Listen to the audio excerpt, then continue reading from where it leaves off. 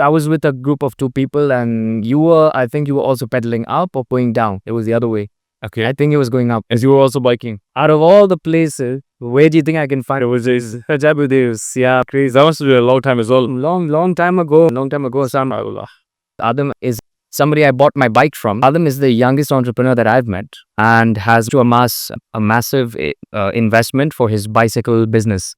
And he also to flaunt the fact that he has dropped out of university to pursue his dreams. That's a very strong ambition, and we know world's greatest inventors have done the same thing too. So I'm here to invite Adam on our Say Cheese podcast. Thank you so much, Ali. Yeah. Thank you for having me. You're most welcome. So, Adam, I'm going to have a quick rapid fire with you just to break the ice a little bit because it seems a little formal and this is a dental clinic. What do you prefer? A Dubai commute on a bike or a car? I would have said bike 5 years ago, but now with this heat and this amount of laziness, it's going to be in the back of a car. I think your answer would change if I asked you in winter. 100%. The summer heat right now is hitting different. Do you commute often in the winter, at least? Honestly, I don't commute by bike anymore. That was back when, honestly, it was the fact that I had the freedom to go on a vehicle, which was a bicycle at the time. I got a driver's license, that purpose wasn't there anymore. So instead of troubling myself, I kept it to leisure on my weekends and only. Now, Adam, you've also been gymming quite a bit. I've seen your workouts. What do you prefer? A muscle look, or do you prefer endurance-based training and you want to go for a marathon? What do you prefer? I would say muscle-based look. I guess the marathon, I mean, I do 5Ks every Saturday, but the marathon look to me is it's not intimidating. I would prefer to have an intimidating look. Well, you think the muscle look is more of the necessity? Okay, I'm going to ask you a question that's going to be a follow-up as to why you think that way, but it's going to come later. So, okay, we're going to tap into that topic a little bit because you seem to be enjoying this whole youth empowerment thing. And I get it. To be honest with you. When I discovered my own fitness journey and my goals, I just have to help people. And this is the thing that's common between you and me. It's not cycling. It's not what we are doing. It's about how we think. And I'll tell you why. Because I think when you and I went through a fitness journey and we had a transformation, we had a switch inside and suddenly the whole world became a small place and every conversation got dialed in, and it's now we're having these conversations with people for a reason, right? We're not just relaxing with them and now counting our time with every single person. And it can be an advantage and disadvantage, right? I mean, doesn't it get exhausting to stay on that grind and keep telling people what you do and how to do things? Because a lot of people are curious to know, what's Adam doing on a day-to-day basis? Who is he talking to? Yeah. Right? Yeah. What is true? I believe this applies. The reason you're mentioning with fitness, it applies dominantly in that field is because you start respecting yourself. And when you start respecting yourself, you respect your time and you don't let anyone just take your time away from you because you understand that time is your most valuable asset, more so than money, because you can always make back any money lost. Can't get back time that's lost. That's true. So I honestly think that living by design and having a design in how you live your day-to-day life, your operations, life ops, right? The same way we have with business, we have KPIs, targets, we track progress, we reflect over mistakes. Why don't we do that over life? Man, design, huh? What's the one word that you would describe this design to be? This design, Adam philosophy.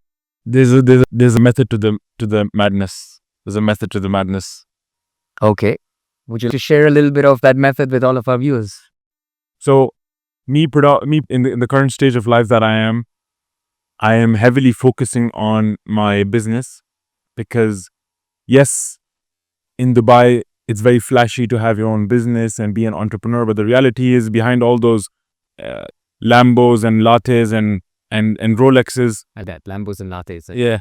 There's actual work required. There's 16-hour shifts. There's hurting your back from carrying bikes. There's all the work required in the background. There's overdue invoices. There's employees to pay at the end of the month. And no one sees that side of entrepreneurship. But honestly, I was speaking to a brother just the other day and he said, you will never understand business until you are a founder. You can work in as startups as you want. But until you have that pressure of, I have to pay my employees.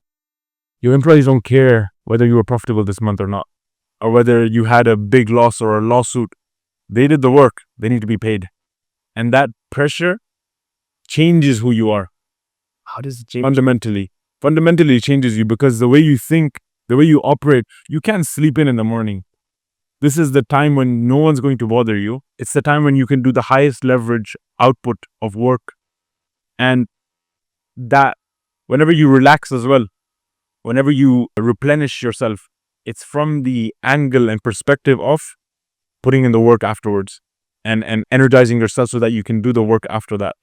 It's not mindless rest and escaping your problems, because you can't escape it. You've got a bill to pay, you've got 10 employees to pay for, you've got rent to pay. And if you don't, then everything shuts down, everything closes. So you said your time becomes intention. 100%. You also said that it's a design, it's a way of life. So tell me this, you have younger people that you're trying to coach, right? If there's a younger person who's looking to become a corporate Barbie versus, let's say, get into business, what advice do you have for them? Like, let's give you a little bit about mine, because you're also been the one talking a lot. So yeah, my sister, just an example, is that she's by I wanna become a doctor, and I said, okay, I get the idea. You're looking up to your brother and you want to be him. It's also the respect and the recognition, right? But Adam, you're sitting here with me right now. You have your respect and recognition, right? It's not something that came from adding a title to your name. It's something that you built. What's the difference in the feeling that you have when versus somebody who just earned it through a degree? This is always a touchy topic for a lot of people, right? And look, you can have your opinions. No one is going to judge you for your opinions and how you feel about a topic. But let's speak matter of fact, right? What percentage of those are financially free before the age of 40? The reality is that if you go down that path of a corporate path, it's honorable. No one's saying it's disgraceful or you're doing something wrong. But you just have to understand the trade-off. You are trading your life away for security. And this is a false sense of security. It's a mirage. Because the reality is, COVID hit and everyone realized there's no such thing as job security. The day your company decides you are no longer profitable to it, you will be left, you'll be kicked out. Speaking of COVID, did you do anything new in COVID? Well, I started my business. Oh, wow. So I started a business. So tell me this, was it, okay, I just woke up one day and I have to do my business? Or is it something that you slowly built over time? What was that? You were in school, right? How did you find your purpose? Because in school, my sister also, she's looking for purpose. And that's why she says, "Bye, I want to be a doctor." Because a doctor means you're already in it. You don't have to do the work to realize it. You just in it, you're given the rules and that's it. But you designed your life and your purpose. So that's powerful. Who bullied you? It's funny you say that, because I was the bully. Oh my God. I was the bully, and I used to get in trouble a lot at school. I always tell everyone this example, which is that I remember sitting in class one day and just looking at what the teacher was teaching and being, this is so simple. I got it in the first 10 minutes, and a few of us in the front as well understood, and teaching that topic, because some students were slow. And the job of the teacher is to make sure everyone is on the same trajectory. And I'm being slowed down by the weakest link in my class. I'm not doing this. I dropped school, studied privately, gave my exams in British Council, and then joined university. And in that time, what I was able to do in 2-3 hours a day, and all that extra time was then given to my business, was dedicated for my business. But it wasn't a click. It definitely wasn't something I woke up and said, I want to start a business. It was planned, and it was premeditated, and it was encouraged by a lot of people. I don't think you were part of the cycling groups that I was part of. We had some interactions as customers and as transactions. But I remember being in the cycling groups, and the passion I had for the sport, a lot of my friends in that group were encouraging me to start a business. And eventually I was, okay, I'm making money from this already. I was buying and selling bikes. I was doing some repair jobs here and there. I was like, let's make this official. I launched a social media page in 2021. On my first video, I got 10,000 views on Facebook. That got me leads and customers flowing in. And I would service 10-15 bikes a day, make 500-600 dirhams, and go home with a huge smile across my face to just go the next day and do the same thing again. And I would work 12, 15, 16 hours. Anything I made, I remember the first time I made a 500 dirham crisp bill. By the end of the day, I was with my brother because again, I couldn't drive, so he would drive me around. I went to Ace, and the first thing I bought was a huge Karcher washing pressure washer, because I was, let's improve the service so that we can charge higher. And that was the rhythm I was in, where everything I was doing, I could see the results immediately. I remember very well, by the way, that I was at home during COVID, and I used to get these AK bike advertisements, right, from your team, Yeah. at the time. So it used to be, we'll come and wash your bike for you. And do you still have that service, by the way? No, we don't offer doorstep service anymore. The margins just didn't make sense for us. So we offer pickup and drop off. We realize that the most important thing for the customer is convenience, not urgency, because you're not necessarily riding your bike every day, most people. And even if you are, we're offering up to 24 hours pickup and drop off service. That's a very good concept, because your men are not in that house built and booked. Yeah. You just pick the bike up, take a whole bulk, and wash them all. Depending on how you do it, do you wash them all together, or do you have a single bike thing? But single is because it's not a wash, right? You have to service the bike. It requires an inspection report, a 49-point inspection report. We send a quotation out to the customer. The customer approves it, and he can track his service, the progress of his bike on a platform called Hub Tiger, which is an amazing software which most bicycle shops that are in Dubai utilize. And it allows the customer to track, okay, your bicycle has been picked up, it's reached the workshop, its quotation has been sent, you approve the quotation, payment link gets sent through there. So the whole process is very seamless, and it's easier for us as well, because we can pick up and drop off bikes in one go.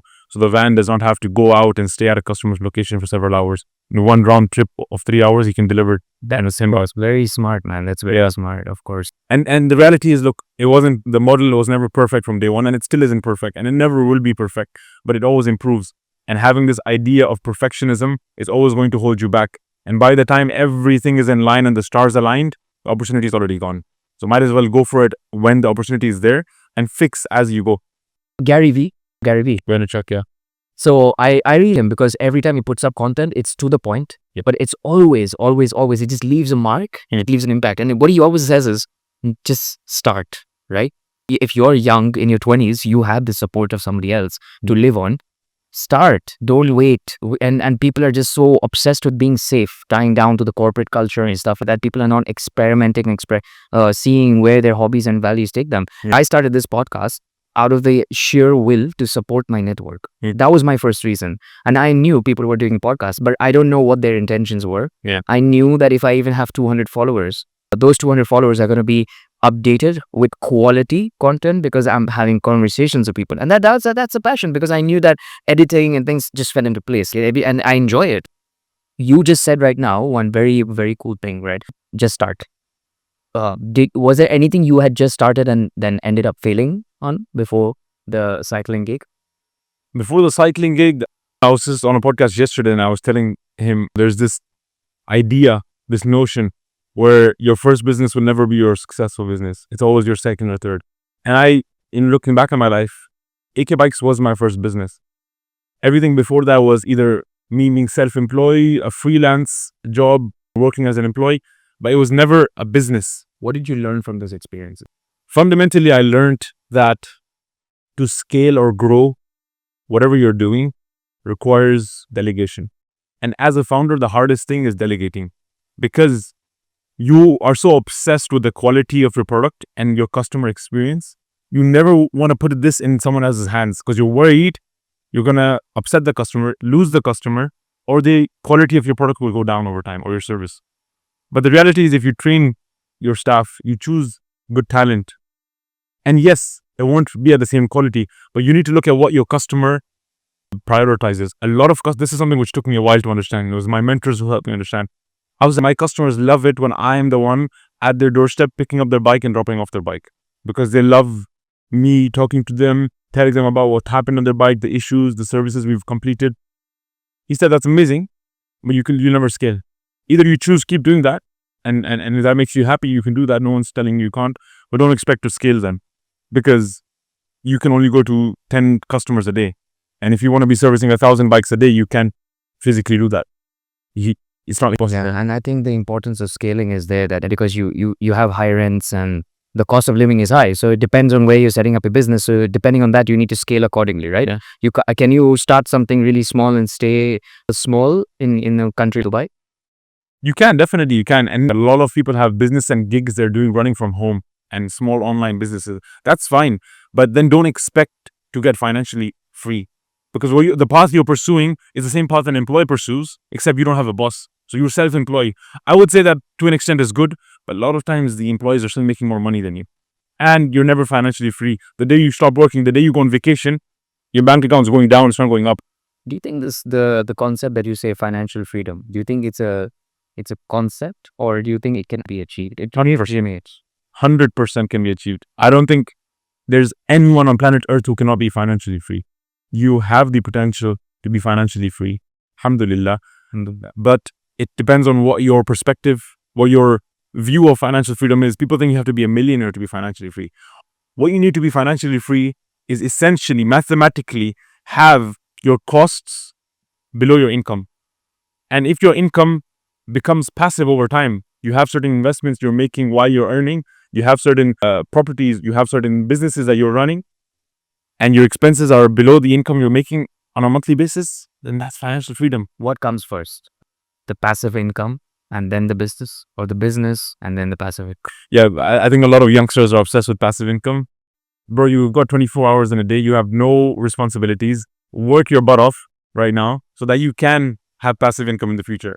Start a business, work relentlessly so that inshallah one day you're going to be financially free. Having this idea of I want passive income and you're in this, you saved up 1,000 dirhams and you want to be, come on, you're never going to get financial freedom. You need to have the grit, the time, the years and decades it takes to invest smartly to then have financial freedom. Of investment, how much investment do you think would help somebody set up something that can now start generating them income from a cycling company? I'll tell you how I started. All I had was a car, and my father had given me a car to drive, and I had over time flipped enough bikes, bought secondhand bikes, serviced and refurbished and sold it, to then have enough equipment and tools to service bikes. I have to tell you, sorry to interrupt you, Femi, the pictures that you used to post, there was another road bike on Insta too, and I think they were competing with you with the pictures and everything. Yeah. And I don't even know, so at some point, either one of you had a big poster and you used to take your photos of those used bikes in front of that poster. It had branding and stuff on it. And I felt, that's a new bike. I saw pictures of it. I saw the scratches and I was, those scratches don't seem bad. This is endearing. They feel they're scars. The way you show those pictures is the art of the selling. And that's when you said that people enjoyed talking to you when you were present at their house, washing their bikes.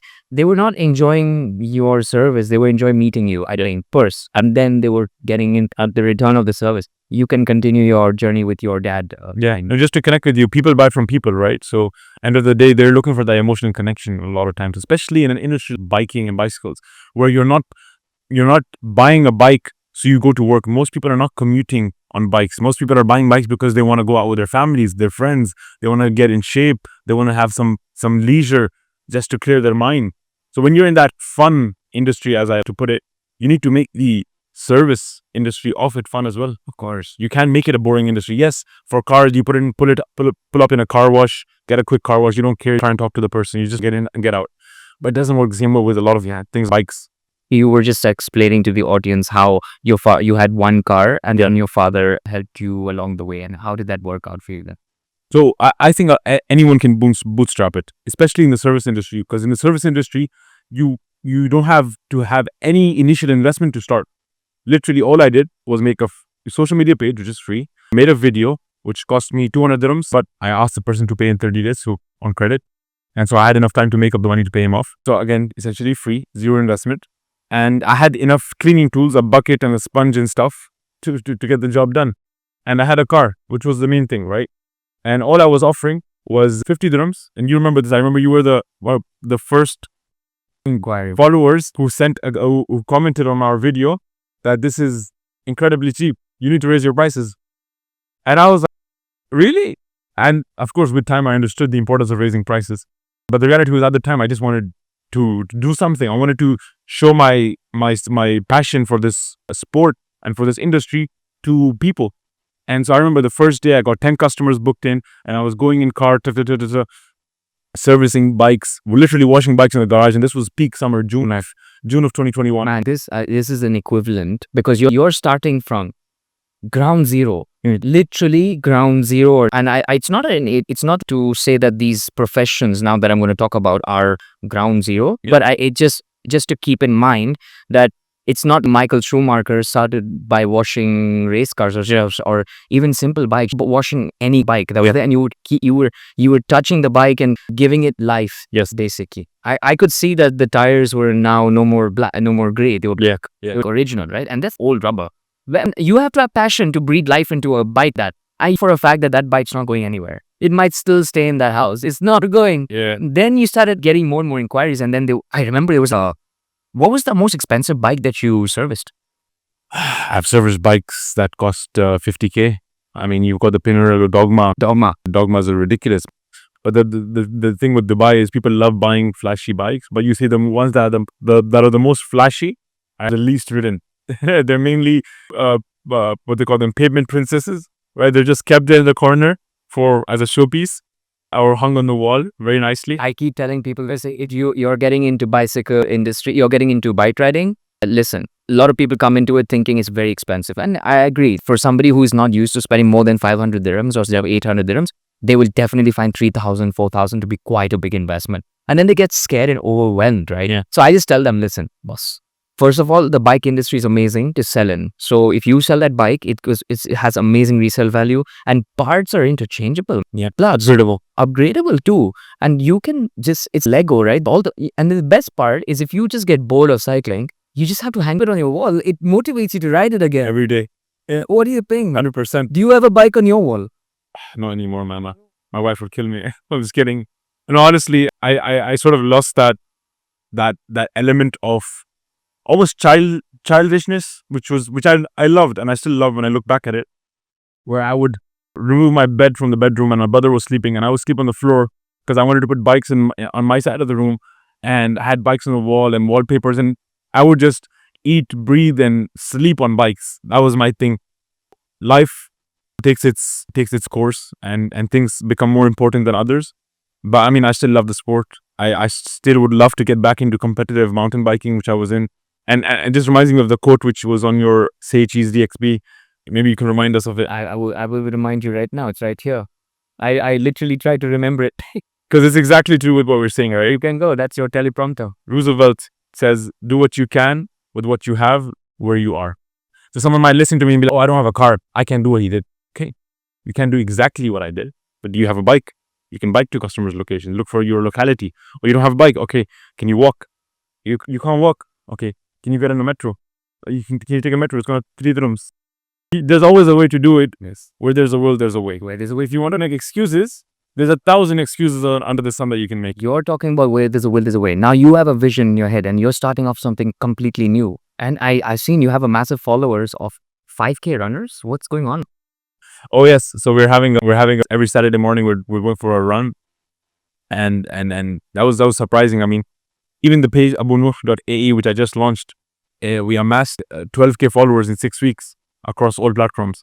And our first ever video, a new account, got 250K views. And I was like, okay, MashaAllah. I think people are interested in these topics about my journey and how I got to where I got. You speak a language that's common, right? You speak a very niche language, and that is, listen, if I can do it, you can. And that's what I get when I see your videos, right? I see that there's a common culture with people who are especially working in corporates and things like that, who are very strictly following a hierarchy and who don't believe in themselves. They believe in some other leader. That there is this pulling down culture. It's very common. Somebody who's starting some new idea, instantly they'll shut you down. They'll just be, bro, nah, You don't do it. don't do it, right? Do it. Make mistakes. 100%. What mistakes did you make? Did you make any mistakes in your business now as well? Do you think that, oh, was there something I did at with biking and I think I just had to remove that service that way? You told me that it became too expensive, right, to keep your men stationed in houses, and rather did you have any other things to share which you learned from? So Ali, this is the thing, right? Every single day you always hit a wall, and there's always going to be a new bottleneck to deal with and an issue you need to fix. You know, one that comes to mind was with regards to we had a concept where we would allow our customers to rent out our secondhand bikes as a free trial before they purchase it. So they can rent it out for a day or two. If they like it, they don't have to pay for the rent, they just buy the bike. That's coming out of interest because you just want them to just get on a bike. Just get on the bike. Get on the bike. You love it. And some customers would abuse that, right? So they would try the bike. They'd be like, I still like it. And then they'd try and extend it. And we said, listen, It's not very smart. Let's charge for rent because they're taking the bikes away out of the shop where it could have been sold. So some customers take it for a week and we're okay, he just had a free week of riding an amazing bike. So we started charging rent. But that's all feedback loops, right? You make a mistake, you learn. But if you're going to wait and brainstorm and spend 6 months planning and orchestrating the perfect plan, you'll never get to work. Do you think Dubai moves too fast? 100%. And speed is good. Speed is good because it keeps you on your toes and it keeps your competition on the toes. Irony. You're literally a cyclist, so that's why you think speed is good. No, you can't just keep transferring speed is good to every part of your life. You're literally living life on a fast pace at this point. I think business owners in Dubai are living on fast pace. They're literally driving F1 at this point. It's not even you're driving a fast luxury Porsche. No, you're driving F1. Literally, you're in business. You're in an F1 seat. It's true. Do you think that's true? 100%. And I think that is the good. I love that about Dubai because as I mentioned, like it keeps you on your toes. And I even tell a lot of young people to get married very early. And one of the reasons for that is you need that pressure in your life. When your parents are taking care of you and pampering you when you're a 20-year-old, you never want to come out of that comfort zone. I mean, you are so comfortable. Your rent is being paid. Your food is served on the table. You have money coming through what do you need to strive for? But when you have that on your head, I need to provide for a teenager. I've got food to put on the table. That pressure is so beneficial. And that's why you see a lot of the people in the West, they have that benefit. Although it's out of different reasons. Their parents kicked them out at 18 and they asked them to pay rent. It's not from the angle of love. I love for my son to be independent and to take life seriously and be someone who's strong and bold, not a coward, who's just dependent on his parents. So I think that pressure is very important and speed brings that pressure. I know that tomorrow someone can enter the market and take away everything I have, all my customers, all my ideas, do it. So it keeps me vigilant. Okay, I need to always progress every single day. I can't wake up and I'm happy with my businesses. I'm gonna stay here and just stagnate because people think if you're stagnating, you're stagnating. But the reality is it's a decline. Long term, anything that's stagnating will be a decline. If you keep a cup of water here, just leave it there. You'll think it's being stagnant. What happens over time? That water gets spoiled. You have bacteria building up in it. It evaporates. And there you go. There's always going to be a decline. If you're not going forwards, you're always going backwards. Einstein said, you need to live life like you're riding a bicycle. The day you stop is the day you fall. If you keep pedaling, you keep moving forward. Yeah. So keep pedaling. Yeah, and that's what you said, tying down marriage as well to the whole concept is younger folk who are not yet considered that are missing out on one very important factor, and that is they will never feel the pressure to take the step. Yeah. They'll always push it at the back of their mind, and that's when they achieve the stagnation and declines. Yeah. Yeah, it makes sense. I wanted to go on this topic of fitness and you empowering kids, younger folk. I saw your videos on fitness and how there was this one very funny thing in there. I think it was something to do with wearing gloves. Yeah. Oh, tell us a little bit about that, and then I'll ask you the question. Yes, it's so funny because it's hypocritical. I love wearing gloves. I just think it gives me grips. But honestly, I always forget my gloves at home, so I never end up wearing it. But my personal trainer, Sahir, ADPXB, says if you're in a gym wearing gloves, you need to go to the ladies' gym, right? Because he thinks that, and I agree with him to an extent, which is that you need to have those, what do you call this? Calluses, there we go. We need to have those to remind yourself that you're putting in the work and life is tough and it's going to be dirty and it's going to be ugly, and that's life. And if you're going to want everything to be pristine and clean and neat and tidy, then stay in a job. Two things I'll connect the dots with. It first is with dentistry. Sometimes we have certain procedures that require a little bit of trial before we can finalize the treatment. Some people are so afraid of dentists that they don't even want to start the treatment, even if it's hurting them, even if they are already in pain. And I tell them that which is your analogy, is that with a few calluses in your hands, you realize where you come from and how you can handle situations. So usually people just need to break the ice. Another thing is when you said that calluses is when people don't make mistakes, they don't even realize what they're missing out on. Yeah. Now I wanted to go back to fitness. So your personal trainer said something very important. Okay, and I really like that. It's got to do with So you're not basically Adam. You're not Arnold Schwarzenegger. How the hell do you motivate yourself? You look in the mirror every day and you're thinking, I want to be somebody, right? Or is there a role model in your life? And even if there isn't, and if you are your own role model and you're challenging yourself every day, how do you motivate yourself if you don't look a certain person? Do you have a changed ideal in your head? I think it's the same concept that applies everywhere. Is progress? It brings motivation. I was just on the call with my PT the other day, and he was telling me, "Did you take your progress pictures today in front of the mirror?" I was, no, I forgot. I didn't give it importance. He said, "No, do it. Don't even upload it to the app for me. Do it for yourself." Because the days when you're not motivated, you look at the pictures. You're like, whoa, 1 month ago I looked at. Now I look at this. So you recommend that people who in the gym should always start a page and post and keep it there, even if it's private. Yeah, 100% page or blog or Trainerize app. Just track your progress, your weight, your PBF, your body percentage fat, your muscle mass, the way you look. That's very important. Check your waist, the measurement on your waist. Those things, you can't see them because you look at yourself every day. But Ali, if I see you and I'm seeing you after some years have a long back, he's very fit now. He was skinnier before, right? And so Cycling does that to you, man. cycling does that to you, makes you skinny. Yeah. But you won't see the day-to-day progress unless you document it, unless you reflect over it and track it. What gets measured is, if you don't measure anything, you're never going to be able to do it. Now, when you say that you have to measure things, one thing, because I'm also a personal trainer, I'm finishing my level 3, inshallah, and then I'll become rep so I can start working as a personal trainer. I'm passionate about it because I want to help people change their physiques and just you empower them, right? Especially the youth.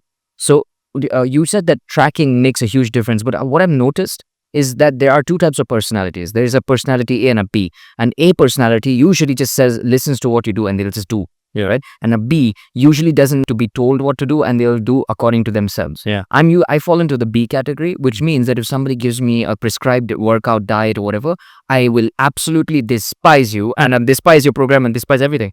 I will have to find my own way to do things. Okay. But A, for example, prefers that somebody comes and tells them, this is how you eat, this is how you live your life, and that's it. This is it. And they will literally follow it blindly. Yeah. So when you ask somebody to measure, what happens is there's this psychological shift, and it's usually they're always thinking about the numbers. They're thinking, okay, oh no, I lost 2 kilos yesterday. Oh no, I gained a little bit here and I gained a little bit there. Body water can change in half an hour, 1 hour, right? So that can also like change the dimensions. Yeah.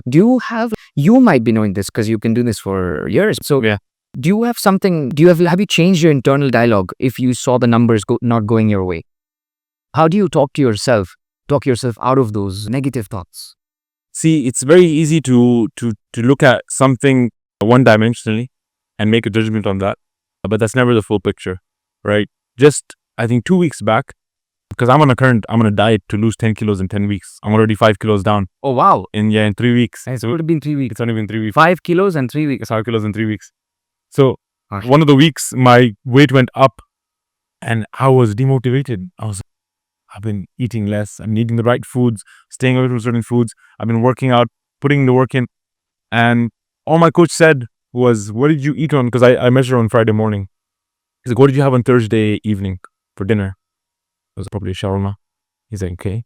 It was in the calories? I was like, yeah, it's in the calories, part of the calories. He's like, okay. Shawarma contains a lot of sodium. I was like, yeah. He's like, okay, so that's water retention.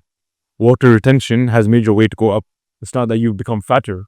In fact, your fat mass is gone down. But it's because your water retention is up. You're thinking you gain weight. So don't get obsessed with numbers weight, because even on my video where I was talking about the DEXA scan, I said, guys, are you worried about your weight or are you worried about your health and how you look? Because if you just want the numbers to go down, just put yourself in a room and starve for 10 days. You lose weight. Yeah. But is that healthy for you? Are you going to get fitter, stronger? No. Yeah. So you shouldn't get obsessed about the weight on the scale, but what that weight translates to. If that weight translates to you losing fat, that is excess. If that weight translates you to gaining muscle, then that's good weight. And that's where DEXA and BodyPod and those machines that measure your body fat percentage, they add a little bit of more value to than just weight. And that's why I tell people, get those machines. Don't just stick to a weight, because a weight doesn't tell you anything, man. And the biggest component to fitness that I have personally seen, because I have struggled with my fitness journey for a long time, and especially after marriage, I gained 18 kilos. And I realized that I need to get back in shape, is accountability. And for me, more recently, the biggest form of accountability was my page. When you're having 800 people watching you and you're posting regular updates, you can't just slack. You can't slack off. You have to be a certain role model to people, and you are literally embodying the role model spirit, right? Yeah. And so the accountability doesn't allow me to slack off. Even on the days where I'm feeling the lowest, today I just want to binge eat. Today I just want to not work out. So I've got followers who will never ever take this path if they see that this person who is on this position is not able to follow his own journey. You think every school-going kid who is just building their self-esteem should start their Instagram fitness journey? I'm sure for doors. I mean, for sure, definitely. I think there's a lot of good people say a lot of bad about social media, and there's true. Social media has a lot of bad to it. But if you are able to restrict and regulate the bad side of social media, you can benefit a lot. You can benefit yourself and you can benefit a lot of people. What age would you give your kids the access to a phone and then social media eventually? You have a daughter, right? I have a son. Oh, mashallah, I was son's name. His name is Nuh. No, that's why you Abu No. It's funny you mentioned that. While I was waiting in the lobby, my wife messaged me and she's saying, be ready because she's feeling contractions for the second child. When I get a call, I'm going to be heading out. Is she far from you? Right? No, she's at home, but family is there super. Take care of any emergency because I do have some meetings as well after this. It's a blessing, nothing. It's a blessing. It's a blessing, alhamdulillah. Alhamdulillah. Circle back to what you said. Honestly, my children, I would not give them access to their own accounts until they are probably married. And the reason for that is because, and I'm going to say access, I mean full access. Yes, there might be supervised access. And that's what a lot of parents can do, is if you are going to give your child some sort of freedom when it comes to having their own blog or their own page, and they're doing it for good reasons, just supervise. Have a control of the accounts, limited screen time, etc. You can do that. But personally, I would try and just focus on the behind the scenes for as long as I can, build them who my son is inshallah going to become before I allow him to benefit other people. So he's going to be a mini cyclist again. You're going to buy him an XXS frame Pinarello Dobna, or maybe which custom build. He's going to have his own brand, custom build it. No, not a Bianchi or something that be with a neon color. No. Yeah, I think he's going to probably want his own brand. I mean, he's already a very sporty child. Along with he loves. I already saw it because as a kid, I know for the second kid, you've already decided which bike they're going to get as well. Start them early. Start them young. Get them into sports. Kids need it. Kids need that playtime, especially boys. Boys need that playtime. My son, I put him into swimming when he was 10 months old. Oh, wow. And now he's 1 year and 10 months. And the coach literally tosses him behind him. He goes in the water, spends 3-4 seconds, pops right back up. No. And he's not even 2 years old, along that. And so, because kids, this as yourself in the medical industry, these kids, they've been in water for 10 months in the womb of their mother. And so they know swimming. And a lot of people, when they do water births and stuff, you realize the child knows how to swim, float. They know how to be in water. They're comfortable. So you're telling me a 10-month-old child is already able to swim? I think a newborn child is a better swimmer. Wow. A newborn child. Physically, in terms of the dynamics of the body and the weight ratio, it's easier when they're younger. And as early as you can, put them into swimming. You think indoor versus outdoor, which cycling works for kids especially? Cycling? Yeah. Outdoors for sure. Just time it properly. Even in the summer, people complain about the summer heat. I think around 6 p.m. it's not that. It's humid. It's not that hot. You don't have the sun on your head. Yeah. You're not going to get a heat stroke. Yeah. So parents who are afraid of the infrastructure, the roads, do you think there's some new changes that are happening in Dubai's infrastructures? 100%. Dubai is investing a lot into the cycling industry, and not just cycling, it's the green industry, right? Of going eco. In terms of pollution, they're trying to reduce pollution, sustainability, and making everything accessible close by the neighborhoods. If you visited Sustainable City in Dubai and Sharjah, there you can't park in your garage. You park in a separate parking, and then you have to go by walk or by bike to your actual house. Exactly. And it's amazing. And this is just an example. I mean, Dubai is heavily investing into tracks. We have tracks that are thousands of kilometers long now in the UAE, bicycle-specific tracks. Yes. I myself have done a 200-kilometer ride from Barari to Khudra and back. Amazing. On a dedicated bicycle track. And these are just some of the infrastructures, let alone the policies that are happening, the competitions, the tournaments, the clubs, the sponsorships that are also being invested in this industry. With that, there's a cycling journalist I met once, and I found out that she cycled from Brussels to Netherlands. Wow. That was a 300-kilometer ride because the border is not that far, but 300 kilometers. Wow. And it's not age or anything comes into play or the gender comes into play. It's literally riding the bike, and she got sponsorships too. Yeah.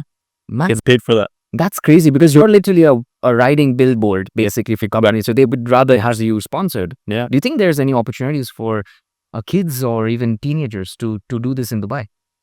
It depends on their level. I mean, there's a lot of clubs that are offering. I know one of my friends, he's in the Sharjah team, and he gets paid when he was 15, 16, and he had a salary from the club for competing in competitions weekly, and he was studying and everything. So there's a lot of opportunities, but it depends on your level. I mean, the competition is high as well. There's a lot of Emiratis, a lot of expats getting into the sport and very good at the sport. But if you think your child is passionate about it, I would heavily invest in that. That's an opportunity, not for yourself, for them. What about cycling for charity? Do you have any links with Darul Bayt or Darul Bir. Darul Bayt? Yeah. Is that the correct? Bir.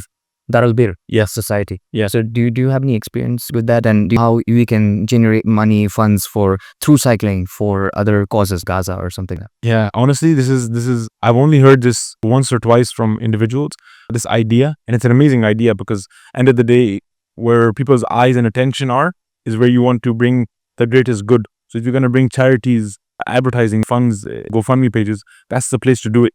Is where people are, oh, he's doing a 200-kilometer ride.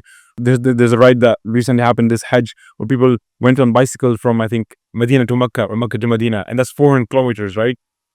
And those things should be sponsored a lot of times by charity organizations, because a lot of people that are watching, they truly want to help society. They're people who are positive-minded, productive. But that's a great idea. That's something which should be pursued. I think AK Bikes is now going to lead a group of cyclists directly to Makkah. Oh, we have plans. We have plans. Oh, you have plans? We have plans. Shall I hope that works out, man? Yeah. I really do. I hope you can create a package where through Kudra, or maybe you can train your individuals in Kudra, get 300, 400, 600 kilometers on the clock, 8 hours of riding, eventually build people up, and then call it a package, call it a course, an academy, a Makkah academy, yes, a Hajj academy or something. Yeah. And then just push it through, speak to the government, speak to the border crossings, get everything through and through, and just have a van to help safeguard everything, get the hotels, the visas, everything sorted. I hope you get that sorted. There's a few organizations that do that C2C. You might have heard of Coast to Coast. They go from Mamzar, Sharjah, all the way to Kalba on bike. It's a 200-kilometer ride. Okay. And they do this twice a year, and it's amazing, and it's always a build-up ride to something bigger. And there's a cycling retreat that AK Bikes is organizing for August. It's in Salalah. We're doing 3-day trip with luxury villa and everything, and it's going to be in the Salalah is the paradise of the Middle East. You've got waterfalls, greenery, animals, and everything. So we're trying to do a retreat in that lush green time of August for biking. Yeah. That's upcoming. Stay tuned. We thank you so much for all that information, AK Bikes. And I'm now going to ask you the last question, because we've literally covered everything I wanted to ask you. And that is, power meters, e-bikes, electric scooters, what is going on? Is it lazy? Is it a sport for lazy people? Is it an excuse? Or is it just helping people become more aware of mobility, on self-powered mobility? I think the concept of democratizing biking to everyone is amazing. I mean, making cycling accessible to everyone is amazing. Things like things like e-bikes and these batteries that are on bikes. Yes, I completely agree with the side that says, that's fake biking, they're not real cyclists. I'm on that side. Yeah. Whenever I pass by on a rider on an MTB with a battery pack in it, or I pass by an electric scooter rider as well, they automatically start racing because they want to see how fast I can go. And usually I'm maybe at 35, 40 and they're limited. Yeah. And that's when I try to take full advantage of my sprints. And I look back and they're, yeah, boss, you're really good. And I love that about Dubai. They compete, but they're always positive. They always lifting you up. They're not gonna flash you because you did that for that. Yeah. And you were going on. But that's amazing. And I completely agree with that. Like, I was a competitive mountain biker, and we would always speculate the winners to have a battery in the back of their bike or inside the tube of their bike. But the reality is, I mean, you have to look at the benefit. Look at both sides, right? And a lot of people are not able to cycle due to joint issues, their age, certain diseases. And so they need some sort of help, some sort of assistance. And so assisted pedaling, right?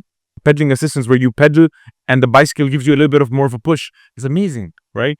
And not just that, even for people like us, if we want to go on a full day trip, a 12-hour ride, right? And we're not prepared for that, and we want to go in the mountains and explore hatta, we need some sort of pedal assistance. So there is good to it. Now, is it making people lazy? Yes. So it depends on you, end of the day. Because if you want to be lazy, you might not even come to biking as a whole. So having the balance where you are able to train yourself to ride bikes, and if you are a competitive biker, you might want to stick to non-electric bikes. But if you're a leisure biker, why not explore this? You're able to go to terrain that you've never gone to. For example, fat bikes. We love fat biking. We do it in AK bikes all the time. What's fat biking? So fat bikes is where you have a 4 to 5 inch tire on your bike, and you go on the desert or the beach where normally you could never ride a bicycle, but because of the sheer grip and The volume of the tire. the volume of the tire In the sand. exactly sink, but it's still very difficult to ride on the desert. If you have a motor there to give you some assistance, you can explore the deserts with bikes. It's amazing. It's so beautiful. You would never be able to do that thing. Yeah. But it's because of this advancement in technology, you have been allowed to do this thing. I remember Cannondale back in the day, maybe the 90s. It was an idea that made them bankrupt. I don't know if you remember. It's a fact. Cannondale tried to design mountain bikes, as in not the mountain road bikes. I mean the what do you call those bikes which are motorized? The Dirt bikes. Yeah, they designed the dirt bikes. Wow. And he literally came out with the design and everything. It took a lot of money from their investment, and it completely flopped. That was a crazy thing. I wish Cannondale was running. Yeah, that's very cool. Honestly, it's a different sport. I mean, dirt biking is an amazing sport. I've been dirt biking. Have you tried dirt biking? I've not tried dirt biking. You'd be surprised. It takes a lot of strength, and you are so sweaty at the end of it because the bike is weighing 150, 200 kilos, and you have to do this, and you're wearing this thick suit with the back protection and everything. It's wonderful. I don't understand why people have to be so polarized, one or the other. It's the same with fitness. People say, only do calisthenics, don't touch weights. And the other side is, don't do calisthenics, only do weights. You can do both. You're not going to go to jail if you do both. Combine them. You're talking about this interdisciplinary approach. It's very important to understand this concept, especially in fitness and sports, that beings, we're not designed to be doing one thing the whole time. I tell people, you're going to the gym, but don't look at the gym as your way of life. It's just a supplement, maybe 30 minutes of supplement just to build yourself up because you need to look good somewhere else. Yes. Focus on that. Yeah. Do well there. Automatically gym will make sense to you. Yeah. Well, what people do is they don't have that sense of purpose as to why they're going to the gym in the first place, and then it changes. So what I usually tell them at that point is, okay, do you really want to do bodybuilding only? Because that's all. Yeah. Because there's a lot of other modalities. There's calisthenics. You said that's fun. So yeah, it's hard, but it's fun, right? Have you tried it, by the way? Of course, yeah. Okay. I was a big calisthenics fan for a long time anyway. I was always trying to do my first muscle up, would try and do as pull-ups as I can, dips and L and flag and those things. Yeah. But yes, it does require a certain weight to muscle ratio. It requires certain flexibility, but it doesn't mean you can't do it, because honestly, tennis, there's levels to this thing, man. You can start by doing knee supported push-ups to literally elbow plunges and all kinds of crazy muscle ups, one-handed muscle ups. There's so levels to it. Age is a barrier? No, honestly, it's not. I was surprised. I thought age was a barrier. Do you have to look a certain way? You don't have to look a certain way. I've seen this guy. He has a funny name. It's a fat free runner or something. A fat free runner. Okay.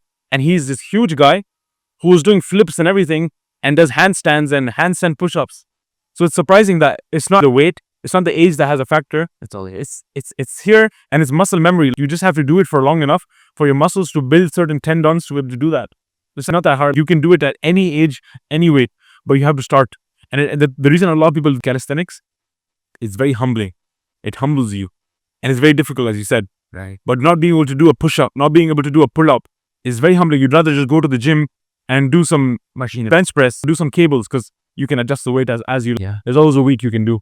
But in calisthenics, there's always an exercise you can't do. Got it. Right? Yeah. So, I mean, yeah, there's no reason to be polarized. Super. Whether biking, enjoy all the sports, enjoy all the foods, enjoy all the drinks, do everything which is halal. Why do you have to restrict it here? This or the other? Do it. Do e-bikes. There's no problem. Yes. Are we saying that an e-biker who wins a competition, is that fair? No. If he's competing against a bicycle, it's not fair. But they can have their own competitions. You can have your own competitions. Everyone can enjoy their disciplines and their sports and still be friends. They don't have to hate each other. Where can e-bikers and mountain bikers, what is your favorite route? For mountain biking, I mean, recently it's definitely Mushrif Park. I mean, Mushrif Park is an amazing gem in the city. It's anyone who lives in Dubai can easily access it in 10-20 minutes. But if you're thinking of the mountains, I would definitely say Hatta is unbeatable. Just the way they've maintained the tracks, the sheer kilometers of tracks. And how do they find this? On the web or on Wikiloc, or how do they get through? I mean, honestly, there's websites. There's one called Trail Forks. So they list all the different routes all over the UAE. You have Shawpa, Taween, Jabal Jais, Jabal Hafid. There's plenty of routes, Mushrif, and you have some in Mamzar. I'll put the link in the... Yeah, for sure. Trail Forks, you can put the link. And even if they just Google MTB trails, there's Hatta Mountain Bike Trail Center, there's Mushrif MTB Trail Center. Dubai is investing a lot, and I'm into mountain biking. And the funny thing is, when I was into mountain biking, I wanted to race competitively, and I did, and I won some competitions in the youth category. I was despising road bikers. There's always this joke: road bikers are these skinny sticks, and mountain bikers are these bulky, muscular guys. But I realized that to be good at mountain biking, you need to do road biking, because road biking builds a specific endurance which is required to an extent in mountain biking. Yes, completely different endurance in mountain biking because you're going up and down and you're always pedaling. Road biking is a bit more static where you're just on the track straight. And honestly, that's why I used to find road biking very boring initially. On just one track, you just look down and you're just pedaling. But really, there's a fun to it. There's a fun to it, especially places like Khudra where you've got some elevation, some descents, you've got the beautiful scenery, the desert, the gazelles. Combining those disciplines helped me achieve the success I did in my competitive mountain bike journey. That's good. I think I'm going to start taking up the mountain bike, and I'm going to join your team as well. Yes. You always do it every Saturday, is it? Every Sunday, but we haven't resumed since 8. We're probably going to resume in a week or two. But every Sunday morning, 6 a.m., different parts of the UAE, we go and ride as a team. And you also offer rental options as well. Yes, so we have rental options starting at 69 dirhams per hour. Do we have to book it in advance, or do we have to go there at the venue and then just pick the bike up? You have to book it in advance. If you want to pick it up, you have to visit the shop at any time and you can collect your own bike from there. Because we bring all the bikes in our van with our team, so you'd probably have to book a different van. Is there sizing? Is sizing a big deal in mountain biking, just in road biking? Mountain biking not as big as in road biking, because road biking, the position you are in is very aerodynamic, and so a slight deviancy from there will cause hand pain, numbness, back pain, butt pain. Mountain biking is a bit more flexible. The reason is because you're always getting off the saddle, up and down. You're a bit more, and you're upright. It's not really aerodynamic. However, there is basic sizing: small, medium, large. Okay. You don't really require bike fitting, which is a whole science of its own, where they literally fit your shoes, your handle width, the tape, how far your handle is from your saddle. There's a whole science to it. I love it. It really changes the way you ride. I like how you said, I love it. Because even though you're an MTB guy, you still think that's also worth its thing. It is definitely. It's worth it, and I've seen the benefit of it in your enjoyment, just your enjoyment of riding a bike, let alone the injuries it prevents, the back pains, there's a lot of people that biking because of the comfort, because the saddle is not comfortable for them. That's why most of the bikes that they buy from the shops end up in their garages untouched. Is because they don't enjoy riding it. Do you need a lot of a skill level for any beginner to join this trail that you go on Sundays? No, we always take beginner trails, and we normally divide it into two groups. There's different stops, strategic stops for snacks and refreshments, as well as just to enjoy the view as well. Super. Adam, thank you so much for your time today. I'm really looking forward to hearing good news from his family as well. Thank you. Please let me know. Thank you. Super, man. And thank you for being on the show. I really appreciate talking to you and for you inviting me here. It was lovely having a chat with you. And I ask Allah to put barakah in this. This is an amazing concept. I love it. You're bringing people, entrepreneurs, all people from all kinds of backgrounds in front of the camera. To a dental clinic. It doesn't matter. You could do this in a car. I've seen a lot of podcasts happen in the car. Yeah. It's amazing. Yeah. It's amazing. Maybe you can do the next bike podcaster. Yeah, for sure. We want to do a podcast while two people are biking and they're talking to each other and doing a podcast. I can support you on that. We should do one. Let's do that, man.